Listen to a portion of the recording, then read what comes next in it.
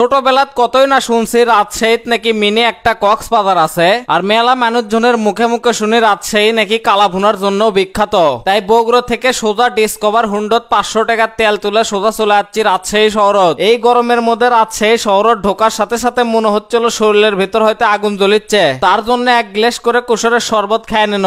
তারপরে চলে আসলো রাজশাহী সিটি হাটের বিখ্যাত হানিফ মামার কালাভুনার দোকানত। দোকানের ভিতর টেবিল চেয়ার হাসেল পাতি সবকিছুই আছে, কিন্তু হানিফ মামারা নাই, কারণ আমরা হাট ছাড়া ভুলভাল দিনত এই হাটের মধ্যে চলে যাচ্ছি। তারপরে অনেক খোঁজাখুঁজির পরে আমরা অবশেষে একটা কালাভুনার দোকান পেয়ে গেল, আর হোটেলটার ভিতর অবশেষে আমরা লাল ভুনা আর কালা ভুনা পেয়ে গেল। আর কালা ভুনার চেহারাটা আসলো পুরো পাল্লের কালির লাগানতেই কালো। পরে হোটেলের পুচকি চেংড়াটা কোনো লাল হোক কালো হোক লীল হোক তুমি তাড়াতাড়ি হামাগরক খাবার দাও। আর হামাগরে পারভেজক তো দেখেই পারিচ্ছেন কালা ভুনা ছাড়াই ভাত হকা হক খাওয়া শুরু করে দিছে। আর এই যে 5 পিস কালা ভুনা দেখে পারিচ্ছেন এর দাম লিখছিল হামাগরের থেকে 150 টাকা। খাওয়া দাওয়া শেষ করে হামাগরে পারভেজ কিছুক্ষণের জন্য রেস্ট লিচ্ছিল, আর সামনে ডগি মামাও রেস্ট লিচ্ছিল। কালা ভুনা খাওয়া শেষ করে সোজা টান ধরনো রাজশাহী কলেজের দিকে। আর প্রত্যেকটা রাস্তায় আসলো একদম চকচকা চকচকা।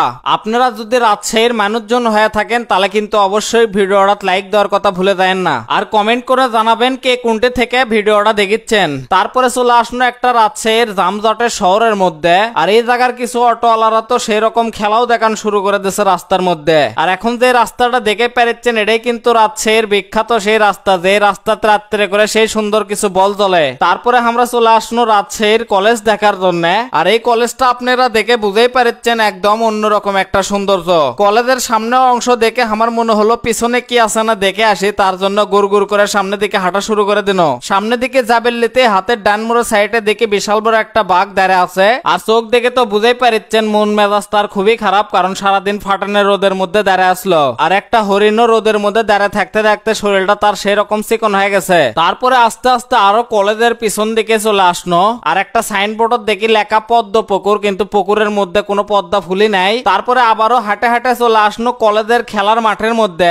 আসে দেখি পুরো মাঠ ক্রিকেট খেলার ব্যাট দিয়ে সোলপুলেরা 4 আর 6 মারিচ্ছে। আবার একই সাথে দেখি বড় সাইজের কিছু চ্যাংরা প্যাংরারা সেই রকম করে ফুটবলও খেলিচ্ছে। কলেজ দেখা শেষ করে হামাগরে পারভেজক লিয়ে সোজা টান দেন রাজশাহী পদ্মার পাড়ের দিকে। আর কিছুক্ষণের মধ্যে আমরা পদ্মার পাড়ের সামনে চলে আসি। আর আসে দেখি সেই রকম জামজটও বেঁধে গেছে। আর তারপরে আমরা আস্তে আস্তে পদ্মার পাড়ের দিকে নামা শুরু করে দিন। আর এতই বেশি মানুষের ভিড় মনে হচ্ছিল ঈদের কেবল দ্বিতীয় দিন চলেছে। তারপরে আবারও হাঁটে হাঁটে রওনা দিন পদ্মা নদীর একদম পাড়ের কাছে।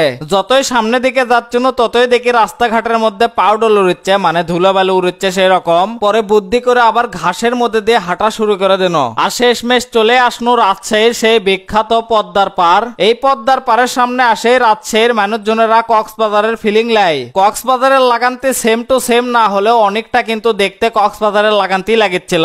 তো আপনারা কে কে এই মিনি কক্সবাজার আসবে চাচ্ছেন তারা অবশ্যই কমেন্ট জানাবেন। আর সামনের মানুষজন করক দেখে আমার সত্যিই মনে হচ্ছিল আমি হয়তো আসল কক্সবাজারে চলে যাচ্ছি। আরেকদিকে তো দুটো ডগি মামা পদ্মার পারে ঠান্ডা বাতাসত সেরকম ঘুমো পারিচ্ছে, আর অপেক্ষা করিচ্ছে তার নায়িকারা কখন আসবে। তো এই ছিল আজকের ভিডিও, কারণ এখন অলরেডি সন্ধ্যে লেগে গেছে আর আমাকে এখন বাড়িতে যাওয়া লাগবে। তো ভালো থাকবেন, সুস্থ থাকবেন, দেখা হচ্ছে পরবর্তী নতুন কোনো ভিডিওতে। আল্লাহ হাফেজ।